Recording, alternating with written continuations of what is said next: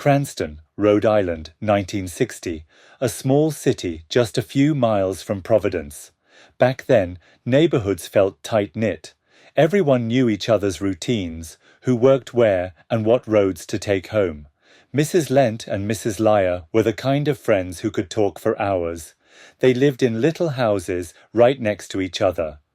Mrs. Lyer had only recently moved to Cranston, but their friendship grew quickly. Maybe it was because both of them were widows, leaning on each other for company. Mrs. Lent worked for the city as a clerk. Mrs. Lyer ran a pushcart, selling warm roasted mixed nuts outside the Cranston Theatre, a familiar face to anyone in town who passed by for a snack. Before Route 37 existed, the land it now cuts through was a wide, flat stretch on the edge of town. Hundreds of years-old maple trees stood there, including one that towered over the rest. Thick, gnarled, and older than anyone could remember. The road past it was used daily by locals, including Mrs. Lyer on her way home.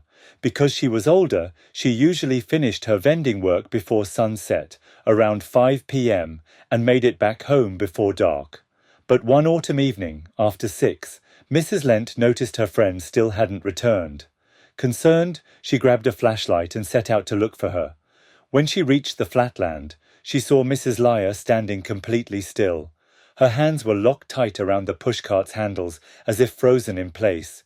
She didn't respond when Mrs. Lent called out. Mrs. Lent hurried over, tapped her friend's shoulder, and suddenly Mrs. Lyer snapped out of a trance. Her eyes darted around in confusion, like she had just woken from a dream. Later, back at her house, Mrs. Lyer explained what happened. As she pushed the cart past the old maple, it suddenly felt impossibly heavy. Then, she swore she saw pale, ghostly hands reaching up from the ground, clutching her legs, pulling her backward.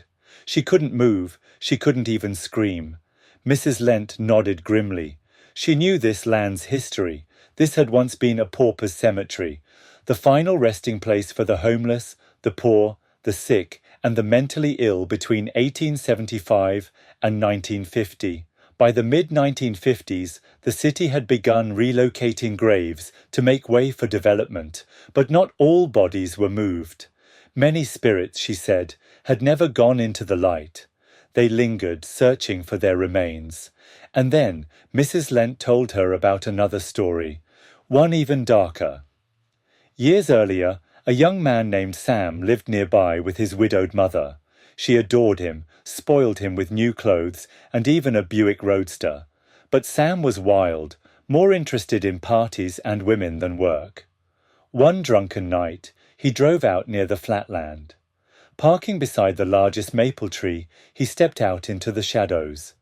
That's when he saw her. A striking young woman in a flowing red dress stood beneath the branches, her face half hidden in the dark. Sam, thinking only of pleasure, approached her, but the woman didn't offer him a smile. She handed him a rope. Calmly, almost hypnotically, she told him to place the noose around his neck, climb the tree, and secure it. Then she told him to jump. By the time he woke up, he was already hanging from the branch. The next morning, townspeople found him dead. His keys were still in the car. There was no sign of struggle, and no reason for suicide. His mother was devastated. Seeking answers, she went to a native elder nearby, but when she mentioned the old maple tree, he grew serious and refused to help. That tree, he told her, and the woman who lives there, carried too much anger for me to face. Over the years, the story of the lady in red became a warning. Children were told not to wander near the tree, especially after dark. When construction crews came to build Route 37, they managed to move most of the remaining graves. But no machine could bring down that maple. Chainsaws dulled, bulldozers broke down, backhoes refused to start. Finally, they brought in a reclusive shaman named Boulay. He entered the site alone, lit sage, and prayed for hours in a language no one recognized. When he emerged, he told the developers her story. She had been assaulted by 3 men. They didn't kill her, but the humiliation drove her to hang herself from that very tree. Her spirit never left. If a man disrespected her home, she would lure him to his death. And yes, she had already taken revenge on the 3 men, burying their remains in the paupers' cemetery. Boulet asked her to leave, but she refused.